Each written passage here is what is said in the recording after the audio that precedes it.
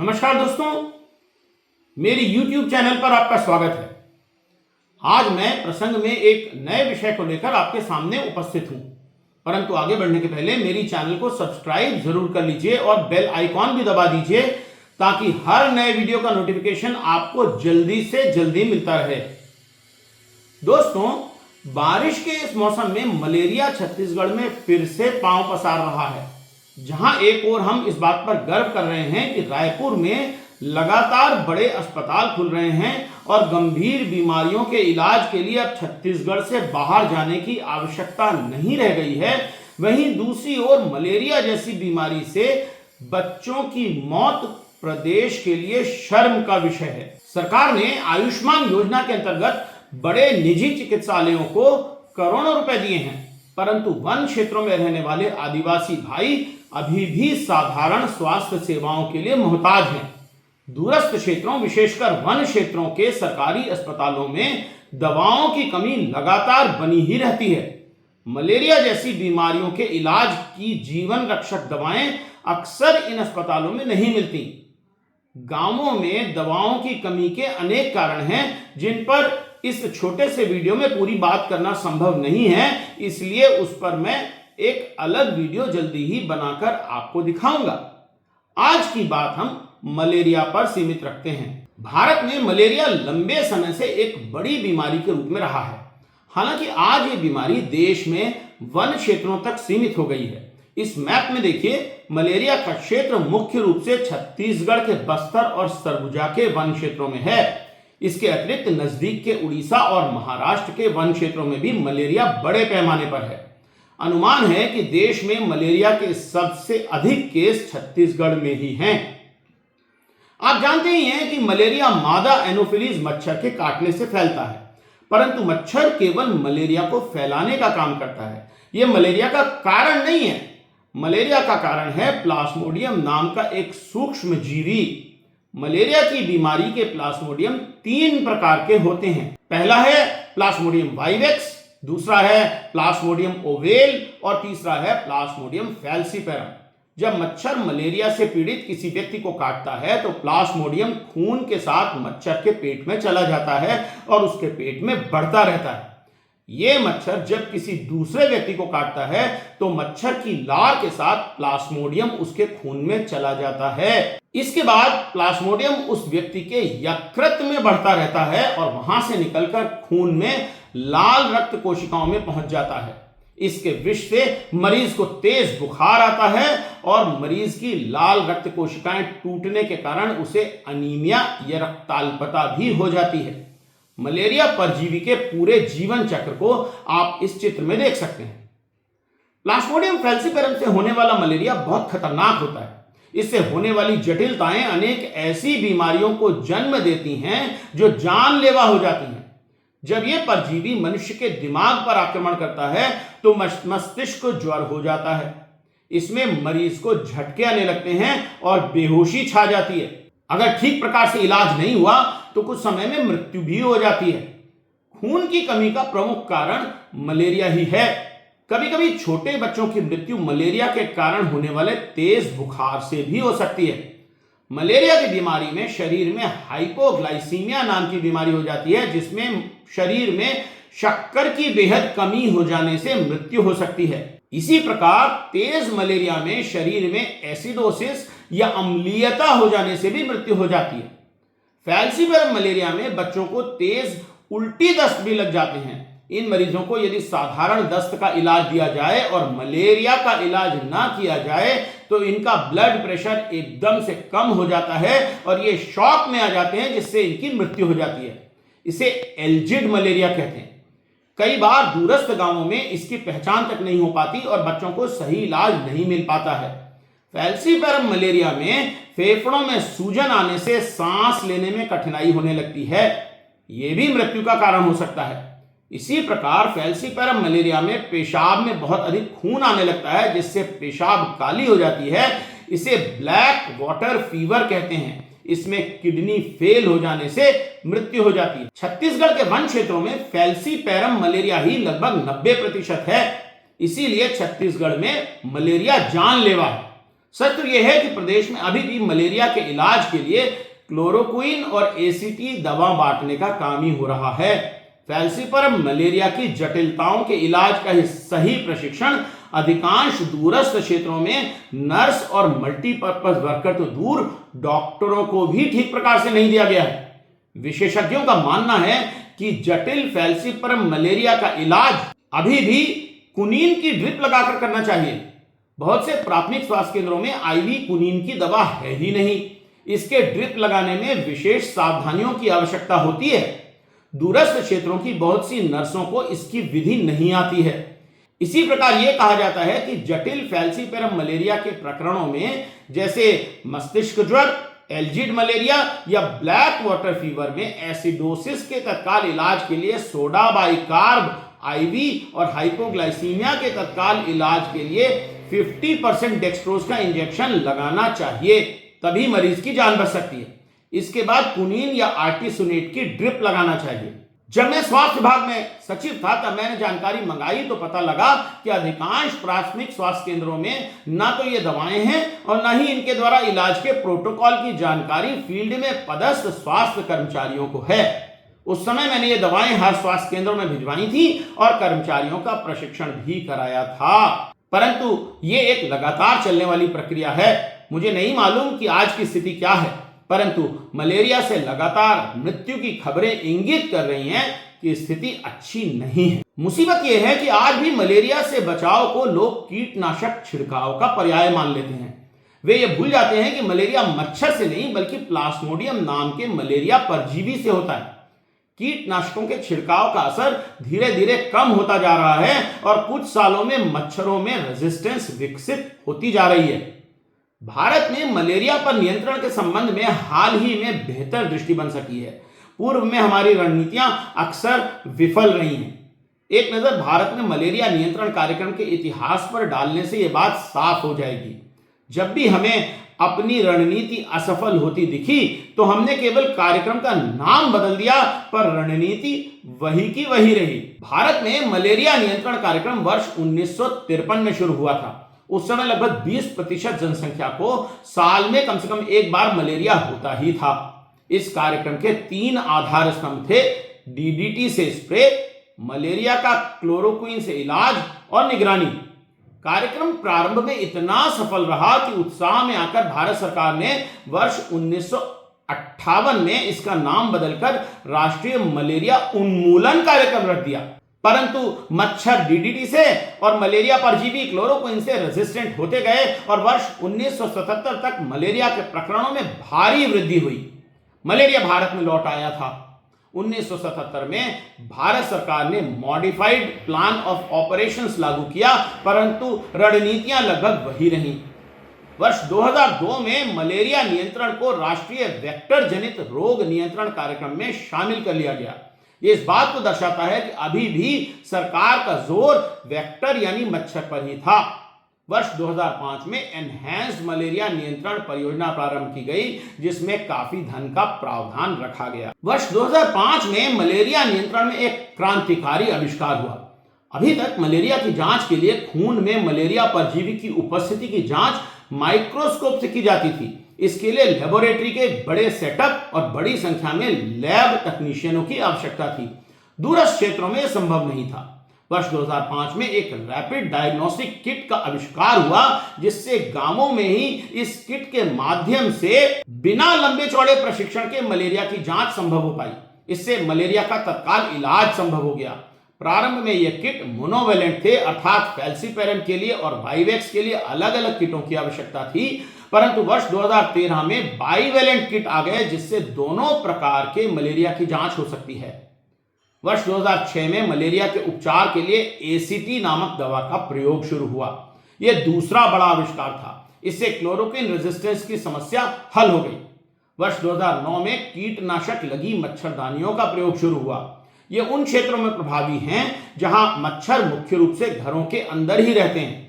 One क्षेत्रों में वनों के भीतर काम करने वालों को वनों के भीतर ही मच्छर काटते हैं, इसलिए इन क्षेत्रों में ये बहुत प्रभावी नहीं है।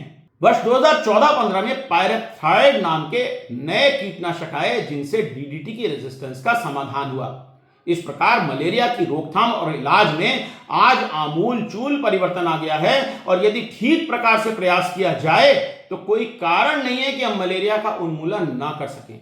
आज भी यदि मलेरिया से बच्चों की मृत्यु होती है तो वास्तव में हमारे प्रयासों की कमी ही कही जाएगी। छत्तीसगढ़ में मलेरिया उन्मूलन के लिए क्या किया गया है और आगे क्या करने की आवश्यकता है, ये जानने के पहले हम विश्व स्वास्थ्य संगठन द्वारा जारी मलेरिया नियंत्रण की रणनीतियों को समझने की कोशिश करते हैं।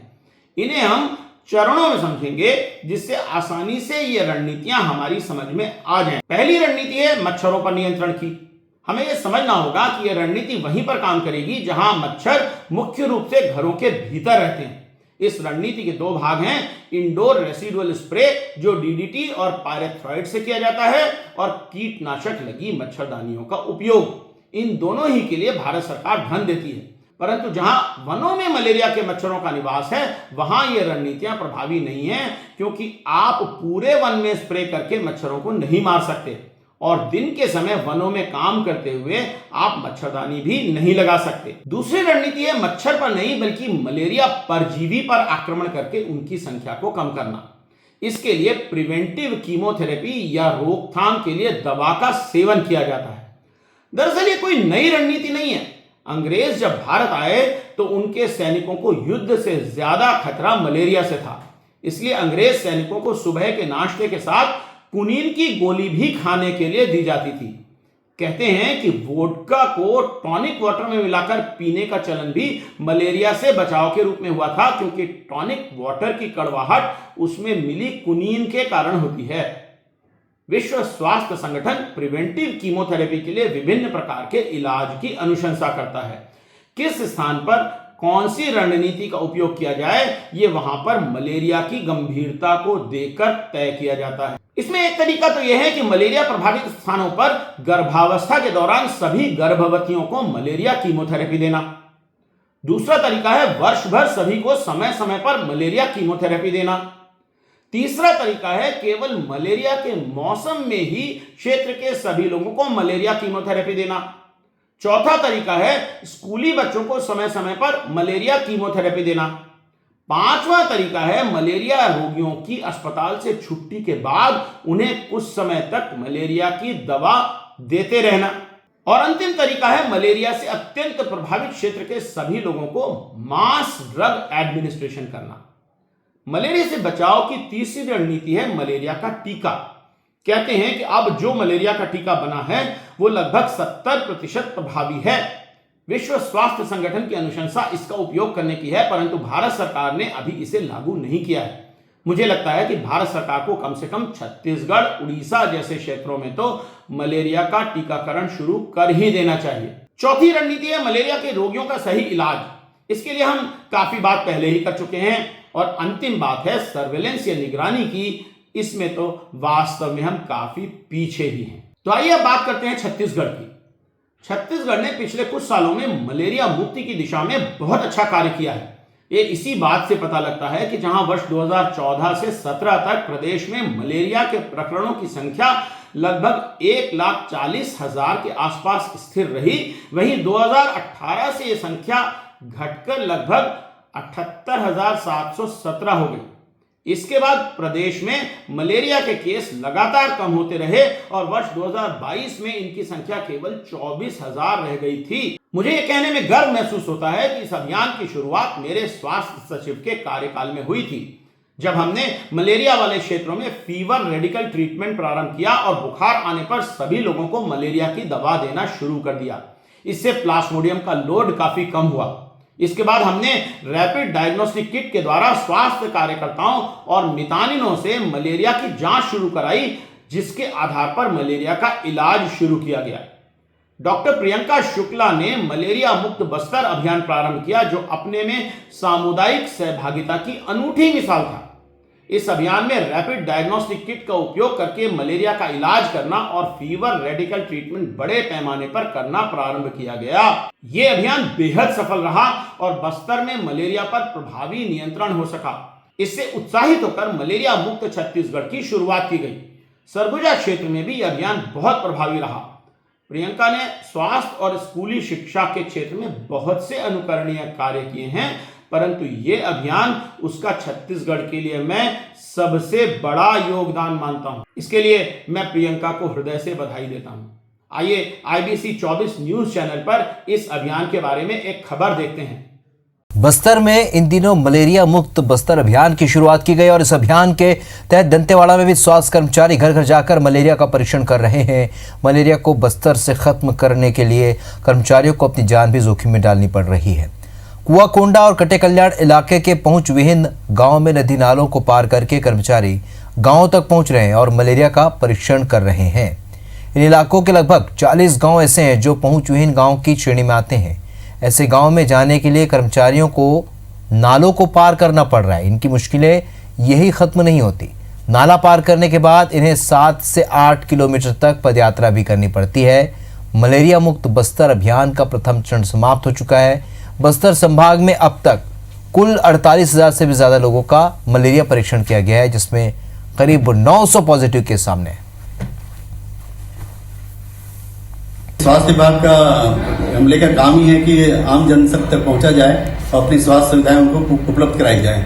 इसका चूंकि बारिश का मौसम है, इसका नदी नाला पार करके भी हमारे वर्कर्स जा करके अपनी सेवाएं देना सुनिश्चित कर रहे हैं। अभी जो हमारे जो वर्कर्स जो फील्ड में जा रहे हैं, जो रैपिड डायग्नोस्टिक किट होती है, उससे तत्काल उनका जाँच करते हैं और जिसको पॉजिटिव आता है उसको तत्काल मौलिक उपचार प्रदान करते हैं। आइए सोचें कि अचानक ऐसा क्या हो गया कि मलेरिया पर दोबारा से मीडिया में चर्चा हो रही है। हरिभूमि में प्रकाशित इस खबर से आप समझ जाएंगे कि प्रदेश में अचानक न केवल मलेरिया बढ़ा है, बल्कि मलेरिया से मौतें भी बढ़ रही हैं। सरकार के लिए ये एक वेकअप कॉल होना चाहिए। विपक्ष तो इस पर सरकार की आलोचना कर ही रहा है। पूर्व मुख्यमंत्री भूपेश बघेल जी ने हाल ही में सोशल मीडिया प्लेटफॉर्म X पर इसके बारे में खुलकर लिखा है। देखिए इसके बारे में जी मध्य प्रदेश छत्तीसगढ़ पर प्रसारित एक खबर। हुई बच्ची की मौत के बाद पूर्व सीएम भूपेश बघेल ने सोशल साइट X पर पोस्ट कर बीजेपी सरकार पर निशाना साधा है। पूर्व सीएम भूपेश बघेल ने लिखा कि बीजापुर के पोटा केबिनों में पिछले 3 दिन में 2 आदिवासी बच्चों की मलेरिया से मौत हो गई। वहीं 3 बच्चे अभी मलेरिया से पीड़ित हैं। पूर्व सीएम ने कहा कि कांग्रेस सरकार ने बस्तर को मलेरिया मुक्त करने के लिए अभियान चलाया था। 5 साल में मलेरिया में कमी भी आई, लेकिन बीजेपी सरकार की लापरवाही की वजह से पोटा केबिन में बच्चे मलेरिया से पीड़ित होकर जान गंवा रहे हैं। बघेल ने कहा कि कांग्रेस का बेशक विरोध करिए, लेकिन अच्छी योजना पर राजनीति करना जनहित में नहीं है। अस्पताल परंतु सरकार का रिएक्शन इस बारे में ठीक नहीं रहा है। क्षेत्र भ्रमण के बाद प्रदेश के माननीय स्वास्थ्य मंत्री जी ने मलेरिया के बढ़ने का दोष कांग्रेस की सरकार के सर मढ़ दिया। उनकी प्रेस कॉन्फ्रेंस के अंश देखिए। जब 2018 में हमारी सरकार आखिरी कार्यकाल था, उस समय हमारे यहाँ छत्तीसगढ़ में 1000 में 11 लोग मलेरिया से प्रभावित, जो स्टैंडर्ड आंकड़ा है भारत सरकार का। और जब 2023 में हम लोगों ने सत्ता संभाली, उस समय तक का मलेरिया का मानक 1000 में प्रति 33 व्यक्ति है। तो कांग्रेस के कार्यकाल में 3 गुना ज़्यादा मलेरिया बढ़ा है।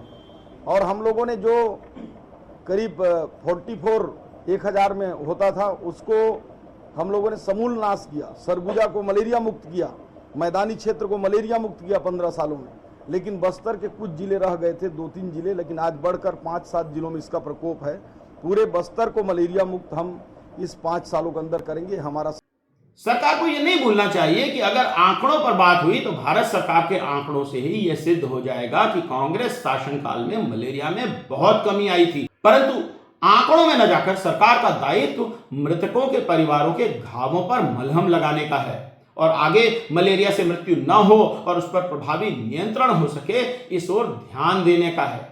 अच्छा होता कि माननीय स्वास्थ्य मंत्री जी दोषारोपण के चक्कर में न पड़कर मलेरिया नियंत्रण के लिए किसी बड़े और प्रभावी कार्यक्रम की घोषणा करते। मलेरिया छत्तीसगढ़ में बच्चों की मृत्यु और कमजोरी का सबसे बड़ा कारण है।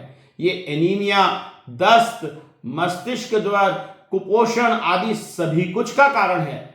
एक मलेरिया पर नियंत्रण से हम छत्तीसगढ़ के लोगों और विशेषकर बच्चों के स्वास्थ्य में बड़ा सुधार कर पाएंगे। सच तो यह है कि जहां पूर्व के वर्षों में बारिश शुरू होते ही मलेरिया मुक्त छत्तीसगढ़ अभियान की धमक सुनाई पड़ने लगती थी, वहीं इस वर्ष मलेरिया नियंत्रण पर कोई बात हमने अभी तक नहीं सुनी है। मलेरिया की पहली आहट इस साल मलेरिया मुक्ति अभियान से नहीं, बल्कि मलेरिया की मौतों से आई है।